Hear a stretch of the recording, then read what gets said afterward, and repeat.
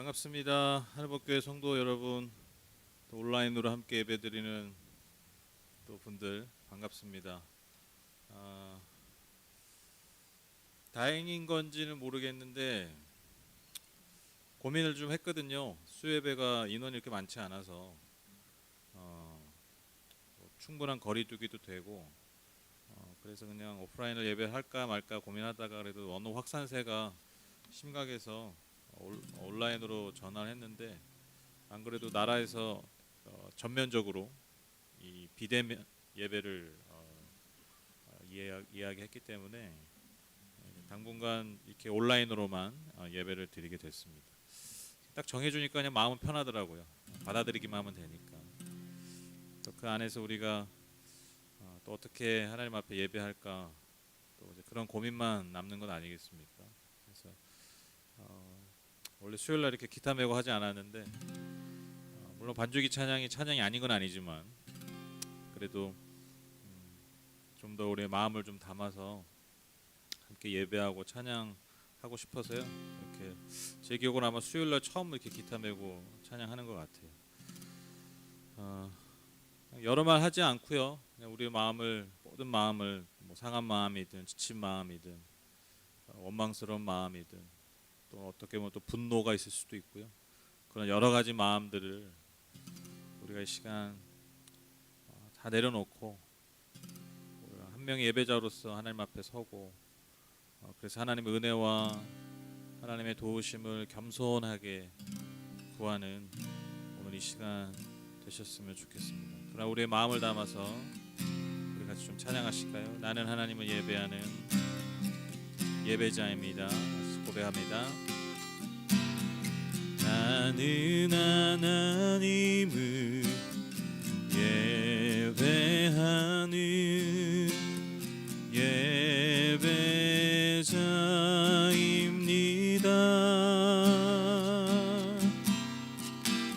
내가 서 있는 곳 어디서나 하나님을 예배합니다. 내 영혼 거룩한 은혜를 향하여 내 마음 완전한 하나님 향하여 이곳에서 바로 이 시간 하나님을 예배합니다.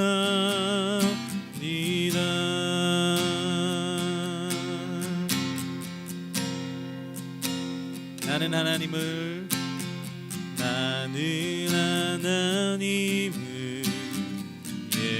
예배하는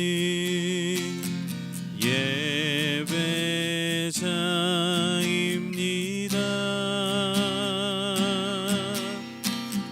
내가 서 있는 곳 어디서나 하나님을 예배합니다. 내 영혼 거룩한 은혜를 향하여 내 마음 완전한 하나님 향하여 이곳에서 바로 이 시간 하나님을 예배합니다. 내 영혼 거룩한 은혜를 향하여 내 마음 완전한 하나님 향하여 이곳에서 바로 이 시간 하나님을 예배합니다. 마지막으로 고백합니다. 내 영혼 거룩한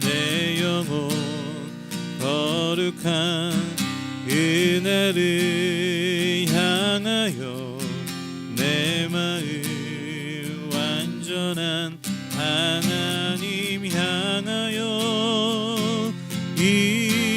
이곳에서 바로 이 시간 하나님을 예배합니다. 이곳에서 바로 이 시간 하나님을 예배합니다.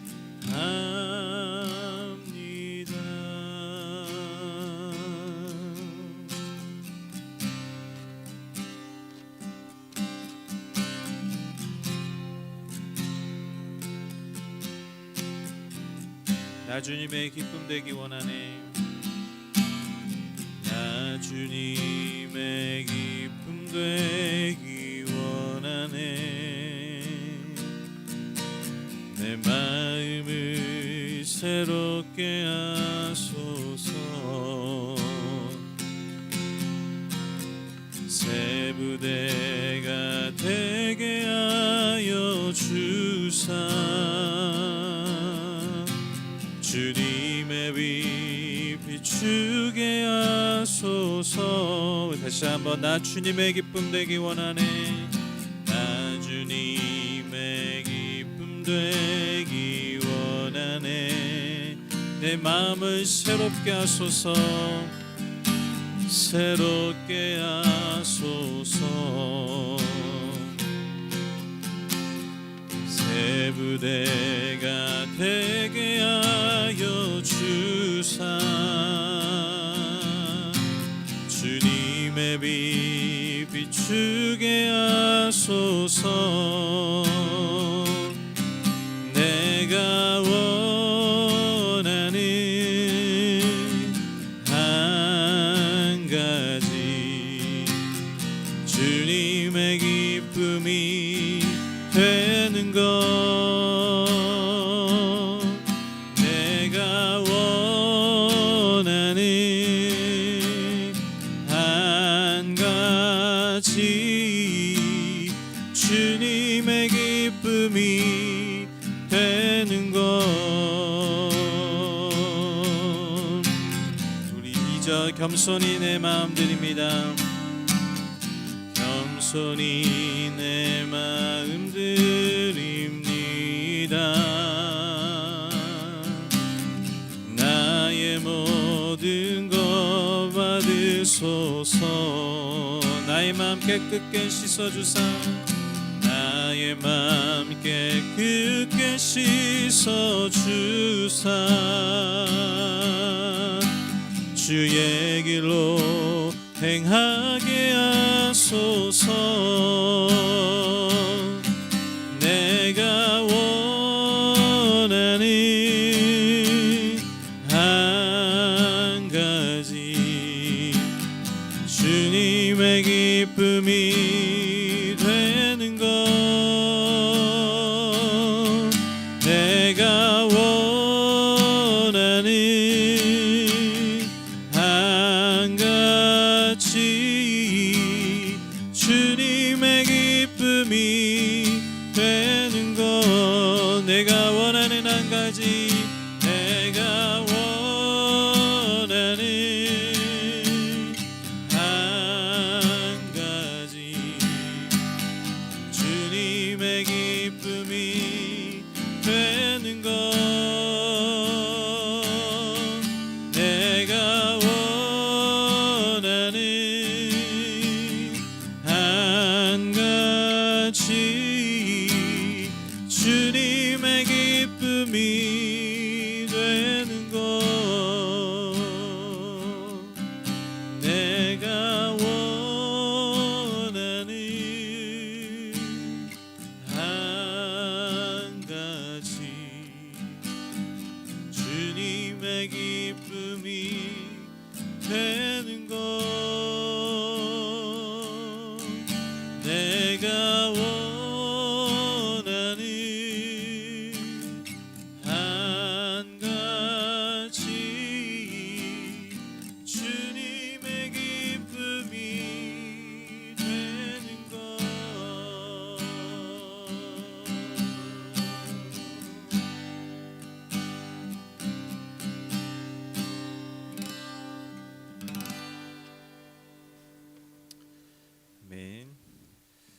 다 함께 같이 기도하실까요? 하나님 감사합니다. 오늘도 주님 은혜 아래 저희를 예배의 자리로 인도해 주시고 불러주셔서 감사합니다. 참 방금 전 한 찬양처럼 우리가 다시 주님 앞에 기쁨 되기 원합니다. 우리 교회가 한국 교회가 한국의 성도들이 우리 마음을 새롭게 해서 새 부대가 되게 하여 주셔서 깨끗하게 씻어 주셔서 겸손히 주님 앞에 우리 모든 것을 다시 드림으로써 우리가 주님의 빛을 비추게 하시고 주의 길로 행하게 하셔서 다시 주님의 기쁨이 되는 교회, 주님의 기쁨이 되는 성도들이 될 수 있도록 주님 은혜 베풀어 주시옵소서. 오늘도 이 짧은 시간 주님 앞에 나와 예배합니다. 각자의 자리에서 처소에서 예배합니다.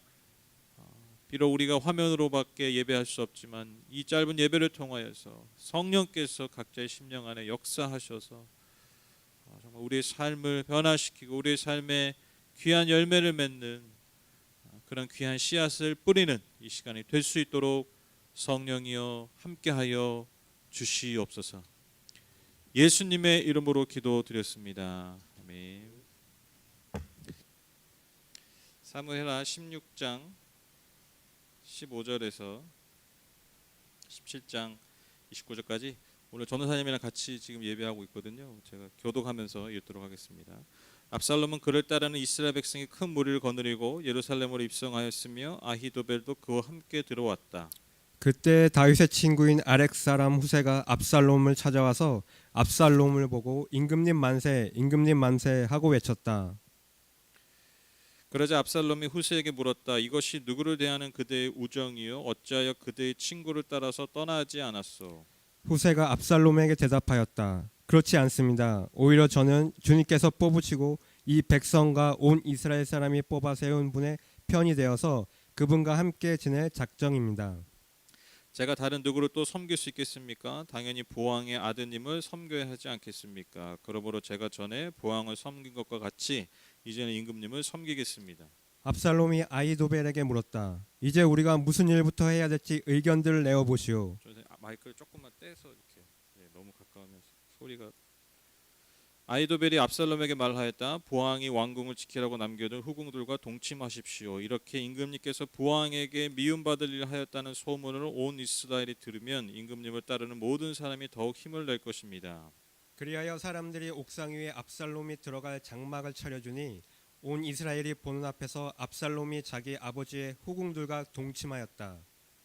사람들은 아히도벨이 베푸는 모략은 무엇이든지 마치 하나님께 여쭈어서 받은 말씀과 똑같이 여겼다. 다윗도 그러하였지만 압살롬도 그러하였다. 아히도벨은 압살롬에게 또 이와 같이 말하였다.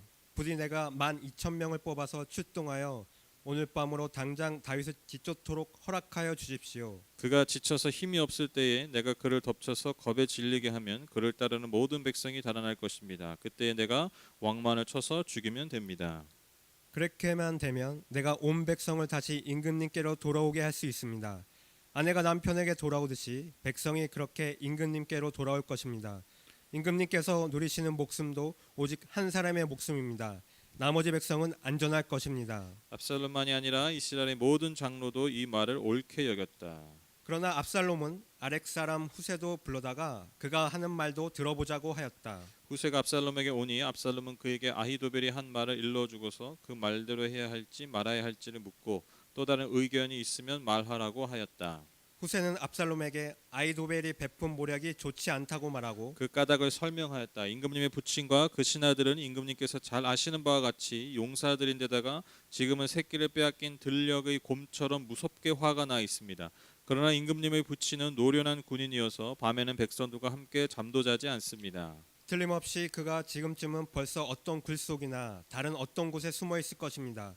우리의 군인 가운데서 몇 사람이라도 처음부터 그에게 죽기라도 하면 압살롬을 따르는 군인들의 지고 말았다는 소문이 삽시간에 퍼질 것입니다. 그러면 사자처럼 담력이 센 용사도 당장 납담할 것입니다. 임금님의 부친도 용사요 그의 부하들도 용감한 군인이라는 것은 온 이스라엘이 다 알고 있기 때문입니다. 그러므로 저의 의견은 이렇습니다. 단에서부터 브엘세바에 이르기까지 온 이스라엘을 임금님에게로 불러 모아서 바닷가의 모래알처럼 많은 군인을 임금님께서 친히 거느리고 싸움터로 나가시는 것입니다. 그래서 우리는 다윗이 있는 곳이면 어느 곳이든지 들이닥쳐서 마치 온 땅에 내리는 이슬처럼 그를 덮쳐버리는 것입니다. 그러면 그는 물론이려니와 그와 함께 있는 모든 사람 가운데서 한 사람도 살아남지 못할 것입니다. 또 그가 어떤 성읍으로 물러나면 온 이스라엘이 굵은 밧줄을 가져다가 그 성읍을 동요매어 계곡 아래로 끌어내려서 성이 서 있던 언덕에 돌멩이 하나도 찾아볼 수 없게 하시는 것입니다. 그러자 압살롬과 온 이스라엘 사람이 아렉 사람 후세의 모략이 아히도벨의 모략보다 더 좋다고 찬성하였다. 주님께서 이미 압살롬이 재앙을 당하게 하시려고 아히도벨의 좋은 모략을 좌절시키셨기 때문이다. 후세는 곧 사독 제사장과 아비아달 제사장에게 아히도벨이 압살롬과 이스라엘의 장로들에게 어떤 모략을 베풀었는지 그리고 자기가 또 어떤 모략을 베풀었는지를 알리고서 다음과 같이 말하였다. 이제 빨리 다윗 왕께 사람을 보내서 오늘 밤을 광야의 나루터에서 묵지 마시고 빨리 강을 건너가시라고 전하십시오. 그렇지 않으면 임금님만이 아니라 임금님과 함께 있는 백성까지 모두 전멸을 당할 것입니다. 한편 아비아달의 아들 요나단과 사독의 아들 아히마스는 예루살렘 바깥의 엔 로겔 센터에서 대기하고 있었다. 그들은 사람들이 눈에 띄지 않으려고 성 안으로 드나드는 것을 삼갔다. 거기에 있다가 여종이 그들에게 가서 소식을 전하여 주면 그들이 그 소식을 받아서 직접 다윗 왕에게 전하곤 하였다. 그런데 그만 한 젊은이가 그들을 보고서 압살롬에게 가서 일러 바쳤다. 탈로가 난 줄을 알고서 그 두 사람은 재빨리 그곳을 떠나 바오림 마을로 가서 어떤 사람의 집으로 들어갔다. 그 집 마당에는 우물이 있었는데 그들은 그 속으로 내려갔다. 그 집 여인은 덮을 것을 가져다가 우물 아기에 펴놓고 그 위에 찌은 보리를 넣어 놓아서 아무도 눈치를 못 채지 못하게 하였다. 압살롬의 종들이 그 집으로 들어와서 그 여인에게 물었다. 아히마아스와 요나단이 어디에 있느냐? 그 여인이 그들에게 대답하였다. 그들은 방금 저 강을 건너갔습니다. 그들이 뒤쫓아갔으나 찾지 못하고 예루살렘으로 돌아갔다. 그들이 돌아간 뒤에 그 두 사람이 우물 속에서 올라와 다윗 왕에게 가서 이 소식을 전하였다. 그들은 다윗에게 아히도벨이 다윗 일행을 해치려고 어떤 계획을 세웠는지 알리고 어서 일어나서 강을 건너라고 재촉하였다. 그러자 다윗이 자기와 함께 있는 온 백성을 거느리고 거기에서 떠나 요단강을 건너갔는데 날이 셀 때까지 요단강을 건너지 못한 사람은 하나도 없었다. 아히도벨은 자기의 모략대로 이루어지지 않는 것을 보자 나귀의 안장을 지어서 타고 거기에서 떠나 자기의 고향집으로 돌아갔다. 거기에서 그는 집안일을 정리한 뒤에 목을 메어서 죽었다. 그는 이렇게 죽어서 자기 아버지의 무덤에 묻혔다. 다윗이 마하나임에 이르렀을 때에 압살롬이 비로소 이스라엘의 온 군대를 직접 거느리고 요단강을 건넜다. 압살롬은 요압 대신에 아마사를 군 지휘관으로 세웠는데 아마사는 이드드라는 이스마엘 사람의 아들이다. 이드라는 나하스의 딸 아비갈과 결혼하여 아마사를 낳았는데 아비갈은 요압의 어머니 수리아의 여동생이다. 이렇게 온 이스라엘과 압살롬이 길라 땅에 진을 쳤다. 다윗의 마하나임에 다다르니 암몬 족속의 도성 라빠에서 나하스의 아들 소비가 찾아오고 로데발에서는 암미엘의 아들 마길이 찾아오고 로글림에서는 길앗 사람 바슬레실레가 찾아왔다. 그들이 침대와 이부자리와 대야와 질그릇도 가지고 오고 밀과 보리와 밀가루와 볶은 곡식과 콩과 팥과 볶은 씨도 가지고 왔다. 그들은 그 많은 사람이 광야에서 굶주리고 지치고 목말랐을 것이라고 생각하고서 꿀과 버터와 양고기와 치즈도 가져다가 다윗과 그를 따르는 사람들에게 주었다. 아멘. 압살롬이 자기 아버지인 다윗을 반역해서 이제 스스로 왕이 되려 하는 그런 과정들을 우리가 지금 계속 살펴보고 있는데요. 이제 압살롬이 무려 4년을 준비했던 이 반란 계획이 진행이 되니까요. 이제 뭐 거침이 없습니다. 한번 잡은 이 기세가 거침없이 진행이 되고 드디어 그가 많은 무리를 거느리고 당당하게 예루살렘에 입성하게 되는 것이죠. 그리고 그의 곁에는 아주 뛰어난 모략가인 모사인 아히도벨도 함께하고 있었습니다. 뭐 하나 부족한 것 없는 그런 상황에서 지금 당당하게 예루살렘에 입성하고 있는 것이죠. 그런데 바로 이때 의외의 인물이 압살롬 앞에 등장하게 됩니다. 바로 우리가 지난 시간 살펴봤던 본문에서 나왔던 다윗의 아주 절친한 후세라는 사람이죠. 그가 입성하고 있는 압살롬을 찾아가서 임금님 만세, 임금님 만세 하고 외치는 거예요. 근데 여러분이 압살롬을 한번 생각해 보세요. 의심이 갈 수밖에 없죠. 왜 그렇습니까? 누가 봐도 그는 다윗과의 우정이 깊었던 사람이고 또 당연히 다윗을 따를 사람이었다라는 것입니다. 그런데 순식간에 어느 날 갑자기 자기 앞에 와서 만세 만세 외치고 있으니까요. 어느 누가 그를 의심하지 않겠습니까? 그래서 압살롬도 후세에게 물어보죠. 왜 친구를 따라가지 않느냐? 우정이 어디로 갔느냐? 그러면서 이제 물어보는 것이죠. 그러니까 후세가 이렇게 대답합니다. 18절 19절 보시면 후세가 압살롬에게 대답하였다. 그렇지 않습니다. 오히려 저는 주님께서 뽑으시고 이 백성과 온 이스라엘 사람이 뽑아 세운 분의 편이 되어서 그분과 함께 지낼 작정입니다. 제가 다른 누구를 또 섬길 수 있겠습니까? 당연히 부왕의 아드님을 섬겨야 하지 않겠습니까? 그러므로 제가 전에 부왕을 섬긴 것과 같이 이제는 임금님을 섬기겠습니다. 여기서 후세가 아주 중요한 말을 하는데요. 그게 뭐냐면요. 비록 다윗이 자기의 절친이지만 친한 친구이지만 그것보다 중요한 게 뭐냐면 하나님께서 주님께서 당신을 뽑으셨다라고 얘기해요. 나아가 이스라엘 백성도 당신을 뽑아서 왕으로 세웠다고 이야기합니다.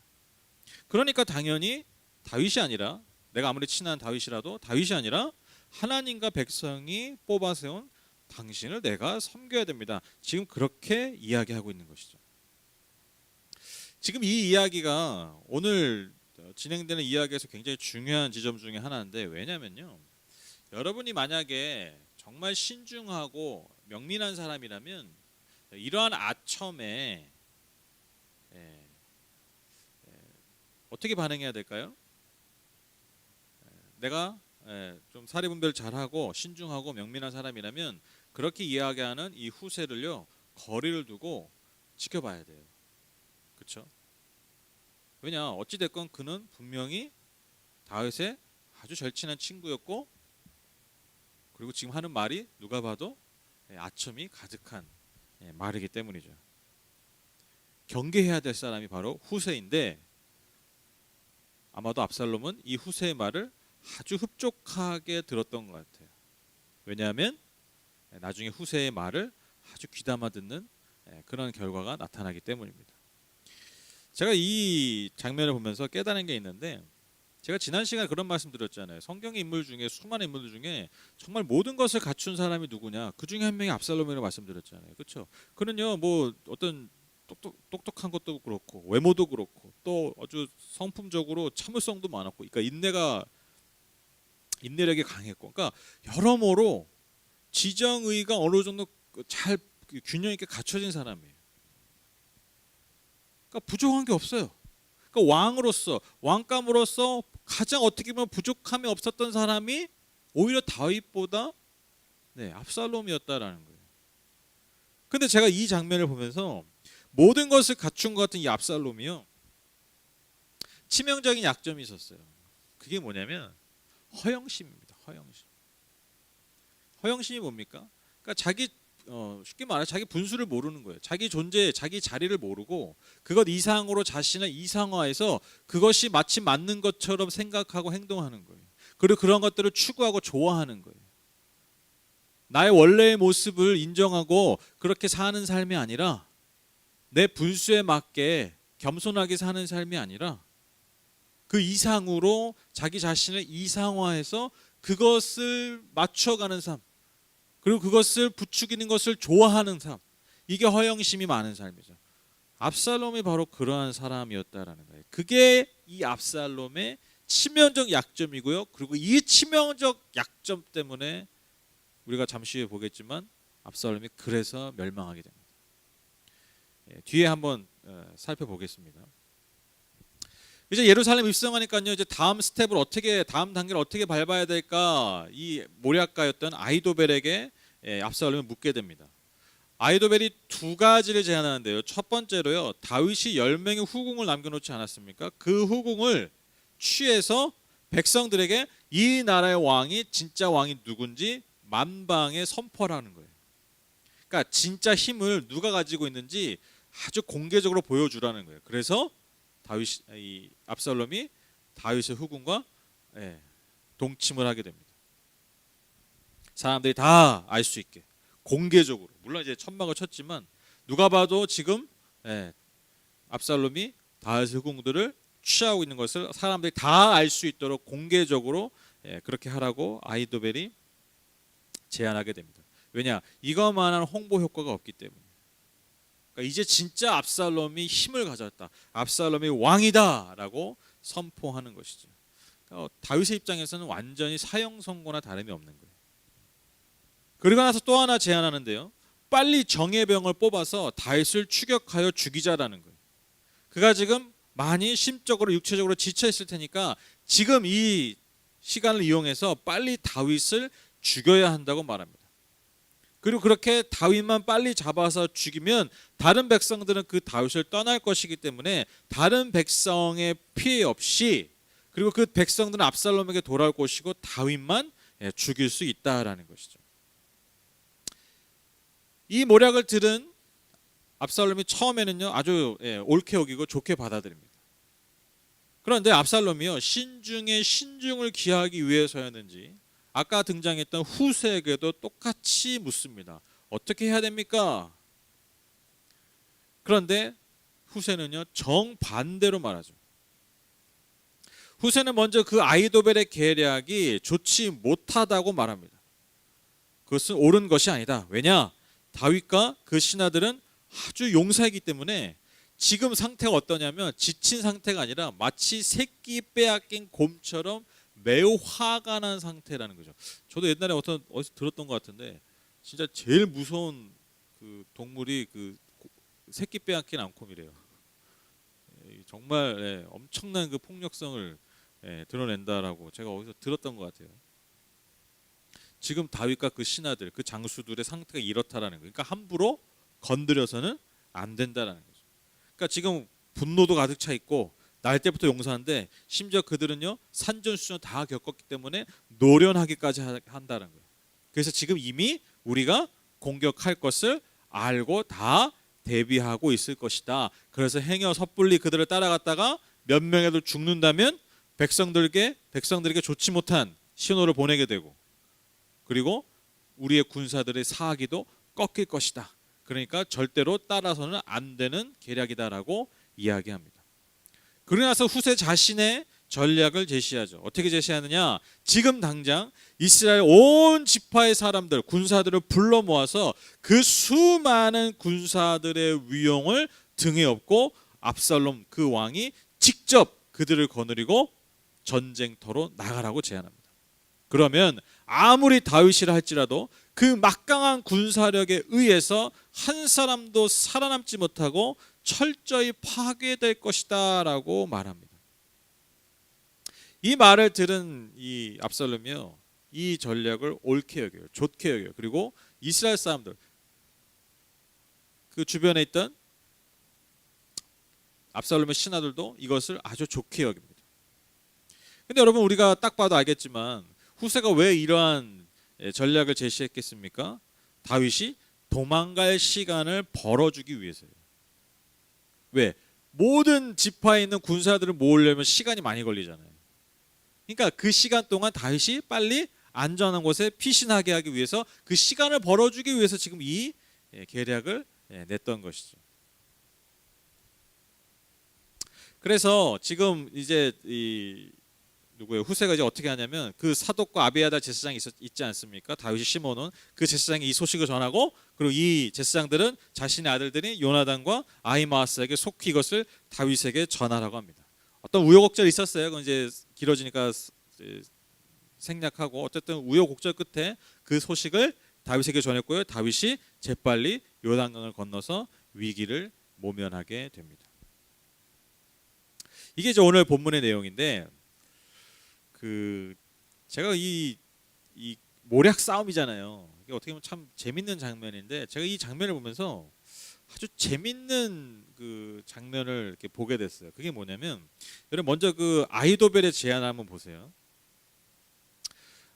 17장 1절 3절에 아히도벨은 압살롬에게 또 이와 같이 말하였다. 부디 내가 12,000명을 뽑아서 출동하여 오늘 밤으로 당장 다윗을 뒤쫓도록 허락하여 주십시오. 그가 지쳐서 힘이 없을 때에 내가 그를 덮쳐서 겁에 질리게 하면 그를 따르는 모든 백성이 달아날 것입니다. 그때 내가 왕만을 쳐서 죽이면 됩니다. 그렇게만 되면 내가 온 백성을 다시 임금님께로 돌아오게 할 수 있습니다. 아내가 남편에게 돌아오듯이 백성이 그렇게 임금님께로 돌아올 것입니다. 임금님께서 노리시는 목숨도 오직 한 사람의 목숨입니다. 나머지 백성은 안전할 것입니다. 여러분 이 본문을 잘 보세요. 이 지금 아히도벨이 제안한 이 전략의 이 작전의 중심이 누구예요? 아히도벨이에요. 보시면 1절에 내가 12,000명을 뽑아서 출동한다는 거예요. 아히도벨이. 그리고 2절에 내가 그를 덮쳐서, 그리고 내가 왕만을 쳐서 죽이면 된다. 그러면 3절에 내가 온 백성을 다시 임금님께로 돌아오게 할 수 있다. 그러니까 이 모든 전략의 주체가 누굽니까? 주인공이 누구예요? 아히도벨이에요. 그러니까 제가 알아서 다 밥상 재료 준비하고 요리해서 밥상 다 차려 드릴 테니까 왕은 식사만 하십시오. 그거예요. 왕은 지금 후궁들이랑 이 왕궁에서 놀고만 계십시오. 내가 알아서 다윗을 다 처리하겠습니다. 여러분 만약 이게 잘 진행되면요, 이 영광을 사실 누가 누리게 될까요? 누가 누리게 될 가능성이 많아요? 아히도벨이 누릴 가능성이 많죠. 마치 사울 왕이 있을 때 골리앗을 쳐서 죽인 다윗의 인기가 올라간 것처럼 아히도벨의 인기가 급격하게 올라갈 가능성이 많죠. 왜? 아니 다윗을 직접 죽이는 거잖아요. 그리고 이 전략을 꺼낸 것도 누구예요? 아히도벨이기 때문에. 그런데 제가 아까 말씀드렸잖아요. 압살롬이 어떤 약점이 있었습니까? 허영심이 많은 사람이었잖아요. 여러분 반대로 후세의 제안 한번 보세요. 11절 보시면 그러므로 저의 의견이었습니다. 이게 후세의 의견이에요.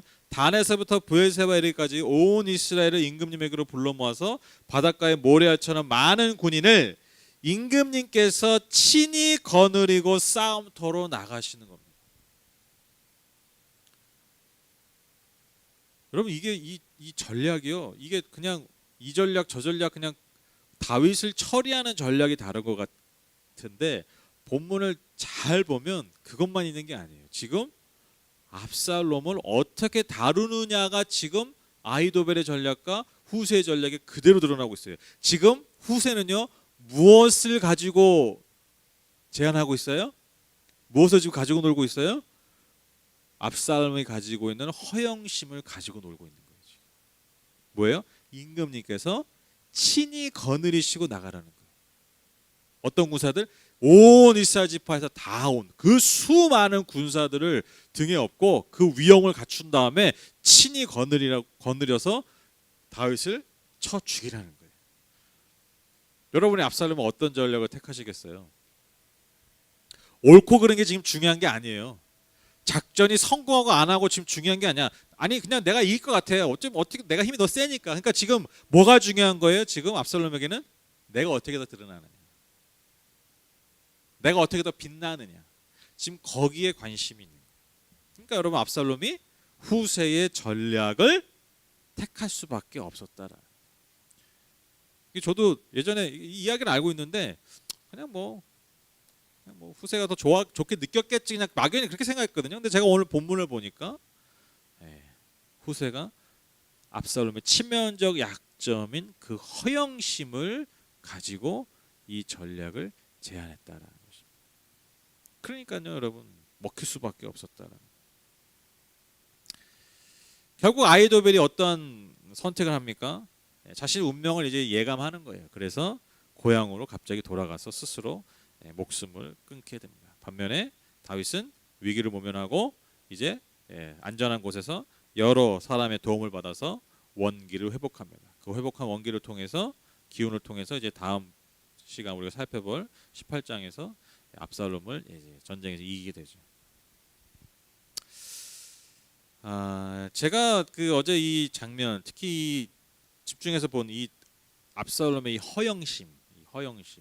허영심을 이렇게 좀 주목해 보면서 제가 다시 한번 인정할 수밖에 없고 깨달은 것이 뭐냐면, 여러분 우리가요 신앙인으로서 신앙인으로서 이 땅을 살면서 우리가 끊임없이 하나님의 말씀과 하나님의 뜻, 그 하나님의 마음을 우리가 계속해서 품지 않으면, 계속해서 듣지 않으면요, 우리 안에 뭐가 생기냐면요, 어떠한 공간이 생기냐면요, 허영심의 공간이 생겨요.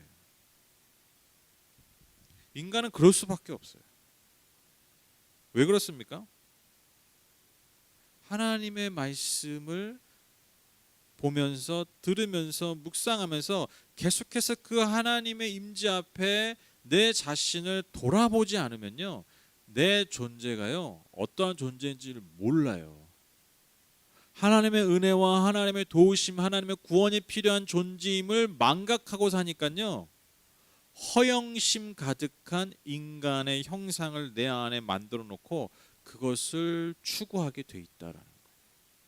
그 전형적인 예가 누구라고요? 그게 압살롬이다. 여러분 보세요. 압살롬이 하나님의 말씀, 하나님의 뜻에 귀 기울인 적이 있습니까? 단 한 번도 없어요. 본문상 단 한 번도 없어요. 그는요, 하나님의 뜻과 말씀에 귀 기울이지 않아요. 어떤 말만 듣습니까? 자기 귀에 듣기 좋을 말만 들어요. 자기 존재감을 채워줄 만한, 내가 꿈꾸고 있는, 내가 이상화시킨 그 존재를 흡족하게 할 만한 말만 듣는 거예요. 즉 내 허영심을 충족시키는 말만 듣는 거예요. 그러니까 이게 왜 생겼냐고요.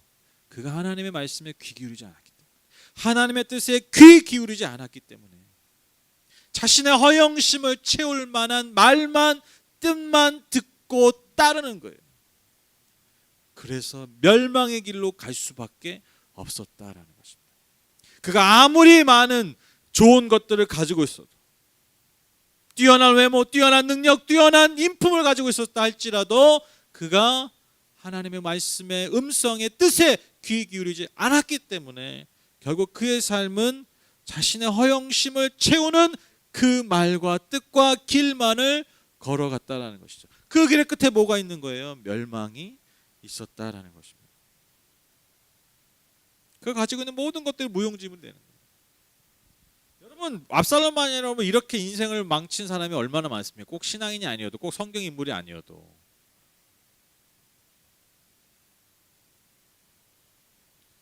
여러분 세상을 돌아보십시오. 세상의 음성을 잘 들어보세요. 세상의 음성을 잘 들어보세요.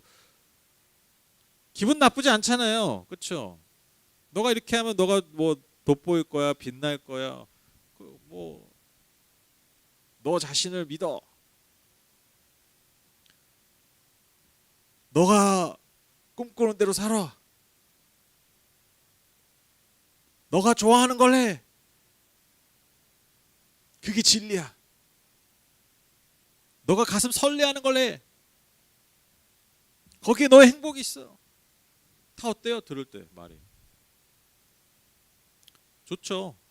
좋죠. 기분 나쁘지 않죠. 근데 여러분 세상은요 우리에게 잘 이렇게 얘기 안 하죠. 사실 너는 문제가 있어. 사실 너는 문제가 있어. 하나님께서 만져주시지 않으면, 하나님께서 회복해 주시지 않으면 결코 극복할 수 없는, 회복될 수 없는, 구원받을 수 없는 그런 연약함이 있어. 그런 악함이 있어. 그래서 우리 하나님 앞에 돌아가야 돼. 여러분 세상은 이런 말 우리에게 하지 않아요. 물론 여러분 하나님 믿는다는 게 좋아하는 거 하지 말라는 거 아닙니다. 가슴 뛰는 거 하지 말라는 거 아니에요. 뭐 그 생각 뭐 가슴이 뛰는데 하지 마라. 나는 예수 믿으니까. 그런 거 아니에요. 여러분 세상의 음성이 다 초점이 어디에 있습니까? 나의 만족에 있어요. 나의 만족에. 나의 만족에 있어요. 나의 만족이 우상이 돼버리는 거예요. 나의 만족을 통해서 하나님을 섬기는 것이 아니라 나의 만족을 통해 나를 섬기는 거예요. 그냥. 제가 예전에 한번 말씀드렸잖아요. 제가 제 아들한테도 제 딸한테도 그렇게 얘기해요. 너가 나중에 커서 네가 좋아하는 거 해라. 그래야 네가 행복하지. 그리고 네가 잘하는 거 해라. 네가 아무리 좋아해도 못하면 그거 조금 하면 불행해진다. 그러니까 네가 좋아하지만 잘하는 거 해라 이왕이면. 근데 제가 항상 마지막 한 마디 덧붙여요. 네가 잘하고 좋아하는 일이 하나님이 기뻐하시는 일이고 사람을 살리고 행복하게 하는 일이 돼야 된다. 제가 항상 이렇게 얘기하거든요. 그 일을 했으면 좋겠다. 나는 너가 그러한 일들 찾았으면 좋겠다. 그것을 위해서 나는 너를 도와주고 싶어. 제가 항상 그렇게 얘기해요. 제 자녀들에게. 내가 원하는 걸 아이들한테 강요하는 게 아니라 너희들이 좋아하는 거 해. 너희들이 잘하는 거 해. 그런데 그게 하나님 기쁘시게 해야 돼. 그리고 그것이 나만 잘 먹고 잘 사는 게 아니라 같이 살고 있는 사람들을 행복하게 하고 기쁘게 해야 돼. 살리는 일이 돼야 돼. 여러분, 세상은 끊임없이 우리 안에 허영을 부추겨요. 이상화된 나를 부추긴다는 거예요. 근데 그런 나는 없어요. 우리 인정해야 됩니다. 여러분, 우리가 만약에 하나님의 말씀 앞에 날마다 선다고 생각해 보세요. 정말 말씀 앞에 정직하게 선다고 생각해 보세요. 그러면 우리에게 벌어진 일이 뭡니까? 먼저 내가 어떠한 존재인지 깨달아요. 내가 어떠한 존재인지 깨닫는 은혜가 있어요. 그리고 바로 내가 어떠한 존재로서 어느 자리에 서야 되는지, 어떠한 삶을 살아야 되는지 하나님께서 말씀으로 깨닫게 하십니다. 그렇게 살아가는 삶이 진정한 신앙인의 삶이라는 거예요. 내가 추구하는 이상화된 나를 성취하기 위해서 그 허영심 가득한 나를 이루기 위해서 하나님을 이용하는 것이 아니라, 말씀을 이용하는 것이 아니라, 종교를 이용하는 것이 아니라, 오히려 그 허영심 가득한 나를 다 내려놓고 나를 부르신 그 하나님의 부르심, 나에게 합당한 그 존재값으로 사는 삶. 여러분, 이것이 신앙인의 삶이라는 것이죠. 여러분, 그래서 우리가 날마다 말씀 앞에 새롭게 서야 되는 이유가 바로 여기에 있습니다. 또 이 사람 얘기를 안 할 수가 없죠. 오늘 정광훈 씨, 정광훈 씨. 여러분, 그 정광훈 씨 어록이요, 요즘 인터넷에 막 돌아다니거든요. 그가 어떤 이단적 발언, 와, 진짜 들으면요, 뭐 신천지보다 더해요. 그러니까 더하면 덜하지 덜하지 않아. 제가 솔직히 그런 어록대로 제가 오늘 설교문에 좀 인용하려고 그랬거든요. 근데 역겨워서 못 하겠어요. 역겨워서 내 입이 더러워지는 것 같아. 그래서 안 하는 거예요 지금. 근데 하나만 언급할게요. 여러분, 제가 예전에 영상도 보여드렸는데 아주 그 어록 중에 제일 유명한 어록이죠. 자기가 하나님 보좌를 딱 붙잡고 뭐라고 얘기해요? 하나님 꼼짝마. 하나님 까불면 죽어. 그 유명한 어록 아시죠? 이거 딱 뭐가 보여요? 영적 허영. 여러분, 얼마나 허영심이 가득한 인간이에요. 이 말 한마디에 뭐가 있어요? 내가 하나님보다 더 하나님을 뒤흔들 수 있다. 하나님을 내가 줬다 폈다 할 수 있다. 내가 그런 존재다. 이런 말들이 여러분 한두 가지가 아니에요. 그 설교문, 그거 설교라고 하기도 참 뭐한데, 그가 했던 말들의 그 어록들을 보면요, 뭐 이건 유도 아니에요. 뭐 별의별 말들이 다 있어요. 근데 다 핵심이 어디에 있냐면 내가 어떤 사람인 줄 알아, 이거예요. 내가 하나님과 동급이야. 진짜 이래요. 지금 막 소리를 지르고 싶은데, 지금 이 말하면서 소리를 치고 싶은데, 이러한 인간들을 따르고 있는 한국 교회 사람들이 많다라는 거예요.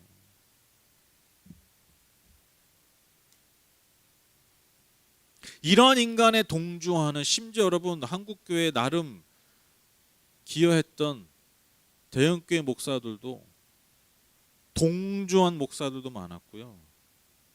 암묵적으로 동의한 목사들도 많았어요. 암묵적으로. 더 나쁜 놈들이지. 한 발 빼놓고 유리할 땐 이용하고.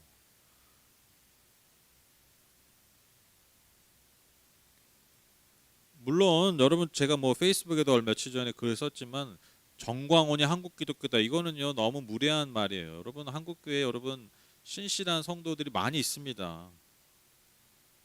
많이 있어요. 근데 중요한 건 뭐냐? 소위 기득권을 한국교회에서 가지고 있는 많은 목사들과 성도들이 암묵적으로 정광훈에 동조하고 따랐다는, 왜? 정광훈이 우리가 가진 기득권을 유지시켜 주니까, 그 힘을 드러내 주니까.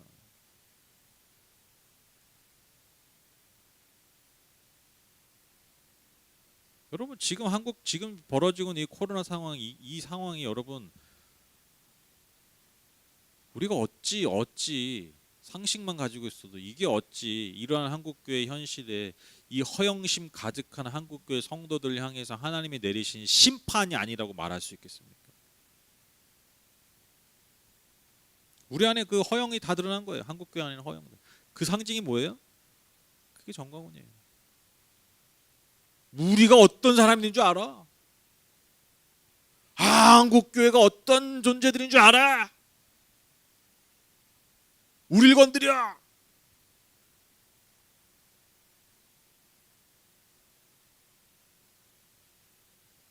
그 최전방에 선, 죄송해요, 또라이 같은 사람이,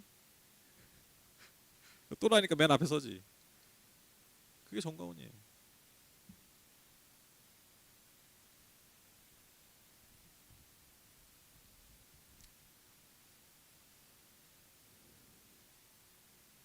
여러분 우리 안에 허영 내려놔야 됩니다. 우리 안에 허영들. 특히나 하나님을 믿는다고 하면서 생기는 허영들 있잖아요. 내가 구원받은 백성이다라고 생겨버리는 허영들. 여러분 이게 얼마나 어이없는 거냐면, 내가 뭐 완전히 뭐 빼도 박도 못하게 온전히 다 100% 하나님의 은혜로 구원받은 존재, 내가 자랑할 게 뭐가 있어요 도대체? 우리가 세상 앞에 자랑할 게 뭐가 있냐고요.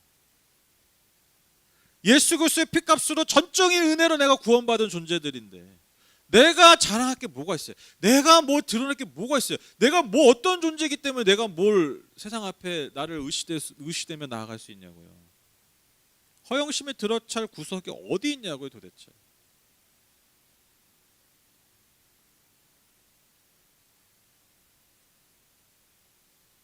다 내려놔야 됩니다.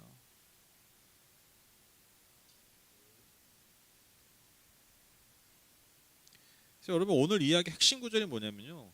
그래서 여러분 인간이요 아무리 모든 걸 갖추고요, 인간이 뭐 아무리 능력이 뛰어나도요, 다 하나님의 손 안에 있어요. 하나님의 핸들링, 하나님의 손길, 하나님의 인도하심이 하나님의 주권 아래 있다라는 게 오늘 모든 이야기 핵심 구절이 17장 14절이에요. 여러분도 소리내서 화면에 좀 읽으셨으면 좋겠어요. 읽겠습니다. 시작. 그러자 압살롬과 온 이스라엘 사람이 아렉 사람 후세의 모략이 아히도벨의 모략보다 더 좋다고 찬성하였다. 주님께서 이미 압살롬이 재앙을 당하게 하시려고 아히도벨의 좋은 모략을 좌절시키셨기 때문이다. 이게 핵심 구절이에요. 지금 막 치열한 두뇌 싸움 있잖아요. 치열한 지략 싸움 있잖아요. 막 음모도 있고 막 아주 흥미진진하지 않습니까? 그런데 이 뛰어난 인간들, 이 힘을 가진 인간들, 이 모든 인간들의 이 배후에서 다 자기의 머리와 자기의 힘으로 이 싸움을 이기는 것 같지만, 여러분 이 모든 싸움의 배후에 누가 계신다는 거예요? 하나님이 계시다. 하나님이 결정하신 거예요. 하나님의 핸들링 안에 있는 거예요. 하나님의 핸들링. 하나님의 모든 주권 아래 이 모든 사건들이 있는 거예요. 주님께서 이미 모든 것을 결정하시고 인도하셨다라는 겁니다. 우리가 이것을 다시 인정해야 됩니다. 이 주권을 우리가 다시 회복해야 됩니다. 그렇죠? 여러분 아히도벨이 어떤 사람이냐면요, 여러분 16절 23절에 보면요, 그가 얼마나 뛰어난 사람이었냐면, 그가 베푸는 모략을 말할 때 마치 하나님이 말씀하신 것처럼 사람들이 들었다고 얘기해요. 이게 압살롬만 그런 게 아니라 다윗도 그랬다고 기록하고 있어요. 16절 23절에. 그러니까 얼마나 뛰어난 사람인지 알 수 있죠. 아히도벨이. 그가 전략을 얘기하면, 모략을 얘기하면 하나님의 지혜다라고, 하나님의 말씀이다라고 사람들이 여겼다는 거예요. 그러니까 여러분 지금 아히도벨이 오늘 제안한 이 계략도, 이 전략도 여러분 너무 뛰어난 전략이잖아요. 그렇죠? 정말 다윗의 숨통을 바로 끊어버릴 수 있단 말이에요.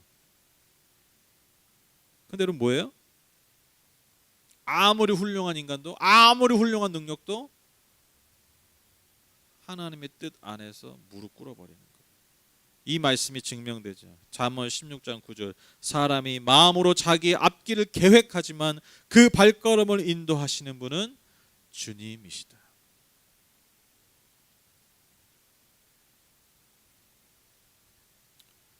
여러분 세상 모든 것들이 세상 모든 사건이 세상 모든 권력이 세상 모든 피조물이 이 하나님의 주권 아래 이 하나님의 컨트롤 안에 이 하나님의 핸들링 인도하심 아래 있습니다.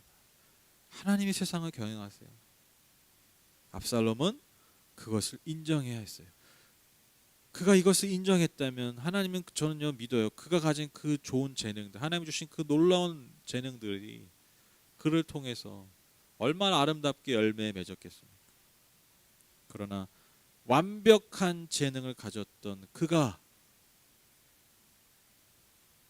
하나님의 음성과 뜻에 귀 기울이지 않아서 생겨버린 그 마음의 허영심을 채우려다가 결국 그가 가진 모든 좋은 것들이 다 무용지물이 되는 오히려 그의 삶을 비극으로 결론짓게 만든 원인이 되어버렸다라는 것입니다. 결론을 맺겠습니다. 저는요 지금 요즘 한국교회에서 일어나고 있는 이 현상들 지금 한국교회가 이 세상에 완전 지탄의 대상이 지금 이 상황들이요 저는요 오늘 말씀을 통해서요 깨달은 게 뭐냐면 하나님께서 우리에게 주신 놀라운 은혜와 축복을 가지고 우리가 알게 모르게 우리 안에 허영심을 키워온 결과라고 생각합니다. 아까 제가 허영심이 뭐라고 그랬죠? 내 존재 이상으로 나를 이상화해버리는 그래서 그걸 채우려고 하는 삶. 이게 허영심의 삶이잖아요. 우리가 왜 구원받았다고요? 우리가 왜 교회로 부름받고 세워졌다고요? 왜 한국교회 하나에 복 주셨어요? 내가 잘나서? 내가 잘해서? 내가 그럴만해서? 우리의 존재값을 잃어버린 거예요. 우리가 어떤 존재인지 잃어버린 거예요. 그 존재를 딱 하나님의 은혜로 구원받은 우리의 존재를 싹 밀어버리고 어떤 존재가 차오르는 거예요? 허영심 가득한 존재. 그것이 계속해서 잘하다가 괴물 같은 놈이 나왔죠? 그게 누구예요? 아직 이름도 말하기 싫어. 지겨워 죽겠어. 여러분들 이제 듣기 싫으시죠? 그 이름. 그게 이렇게 괴물처럼 열매 맺은 거예요. 상징이에요, 상징 여러분. 하나님 우리에게 주신 축복으로 우리 안에서 왜곡되어서 일어난 허영심의 결과가 지금 이 현상이라는 거예요. 우리가 뭔가 대단한 존재인 양 착각하고 사는 거예요, 여러분.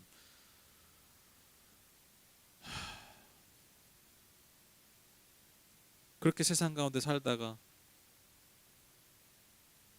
결국 세상의 지탄이 되어버렸습니다. 지탄의 대상이 되어버렸어요.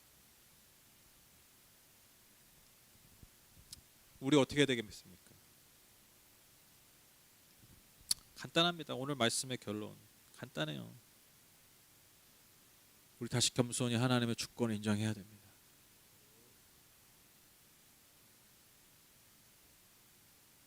솔직히 우리가 그렇게 대놓고 말은 안 했지 우리도 알게 모르게 정광훈이처럼 우리가 기도하고 우리가 헌신하고 우리가 뭔가 좀 열심히 종교생활하면 하나님이 주었다 폈다 할 수 있다고 생각했잖아요.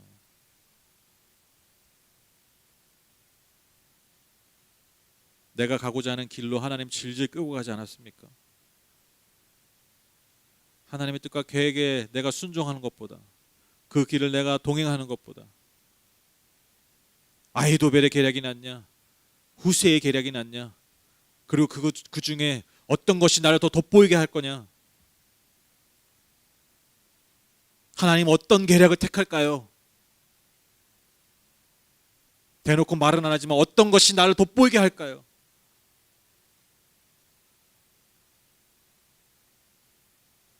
하나님의 마음은 전혀 거기 없는데 우리 다시 한번 만물의 주인이신 하나님의 주권을 다시 인정하면서 우리 새롭게 우리의 마음을 우리의 신앙을 주님 앞에 드렸으면 좋겠습니다. 이거밖에 방법이 없어요, 여러분. 뭐 좀 착하게 산다고 그러면 한국교회 회복되지 않아요. 처음부터 다시 시작해야 돼요. 처음부터. 급해요, 여러분. 여러분 성경학교 아무리 뭐 그런 프로그램 아무리 여러분 뭐 애들 뭐 좋은 거 다 갖다 주고 뭐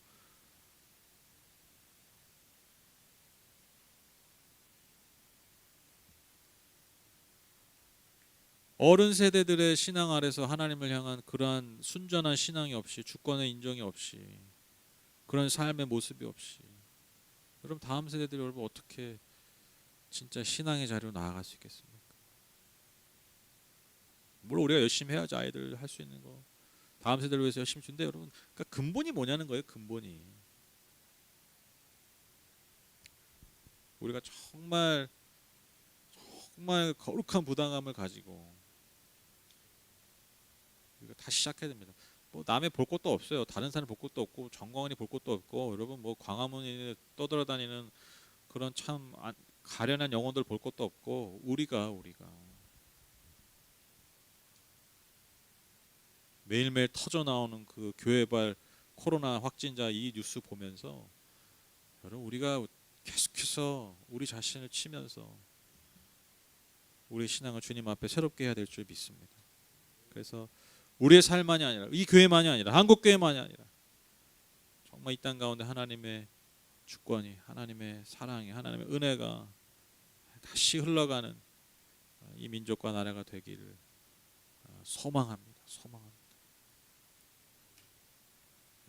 정말 마침 압살롬이 우리에게 이때에 너무 중요한 걸 우리에게 보여줬어요. 허영심. 한국 교회 안에 한국의 그리스도인 안에 있었던 그 영적 허영심, 그 영적 허영심의 끝판왕 괴물을 우리가 지금 보게 된 이 상황에서 우리 다시 겸손하게 하나님을 섬기는 저와 여러분 우리 모든 성도님들 다 되시기를 주님의 이름으로 축복합니다.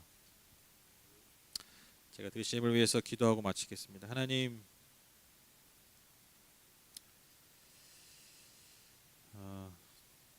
솔직히 막 너무 이해가 안 되고 너무 어이가 없고 화가 나고 막 어떻게 이럴 수가 있을까. 교회 다닌다는 사람들이 그렇게 아찔하면서도 사실 우리 안에 그러한 욕망들 그러한 잠재력들이 다 있다라는 것을 깨닫게 됩니다. 주님 물론 지금은 너무 화가 나고 속상하지만 그래서 이것을 풀어야 되겠지만 거기에만 머물지 않고 욕하는 것에 머물지 말고 정광훈과 그 부류들을 손가락질하는 것에만 멈추지 말고 이 모든 상황을 통해서 하나님께서 우리에게 주시는 그 음성을 듣기 원합니다. 저 사람들에게 하시는 말씀이 아니라 지금 이 모든 상황을 통해서 나에게 하시는 말씀을 들을 수 있는 나에게 하시는 말씀을 들을 수 있는 우리 모든 성도님이 될 수 있도록 제가 될 수 있도록 주님 은혜 베풀어 주시옵소서. 인간이 가진 모든 재능들 모든 뛰어난 것들 조건들 주님의 손 안에서 아무것도 되지 않는 순간이 옵니다. 주님 우리가 겸손히 날마다 주님 앞에 다시 설 때까지 그렇게 이 땅 가운데서 내 존재가 어떠한 존재인지 깨닫고 그래서 하나님 나를 부르신 자리에서 겸손하게 주님의 뜻과 나라를 이루어가는 그러한 그리스도인들이 다 될 수 있도록 주님 축복하여 주시옵소서. 주님 한국교회를 불쌍히 여겨 주시옵소서. 하나님 이제 염치가 없어서 기도하기도 참 어려운 말인데 그럼에도 구합니다. 하나님 한국교회를 불쌍히 여겨 주시옵소서.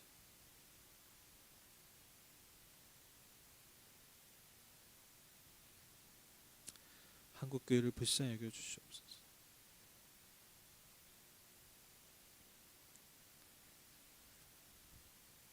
하나님 하나님 오늘도 주님 앞에 드린 예물이 있습니다. 주께서 기쁘게 흠양해 주시고 드린 손길 그 삶의 모든 영역에 오직 주님만이 주실 수 있는 은혜와 복으로 넘치도록 채워 주시옵소서.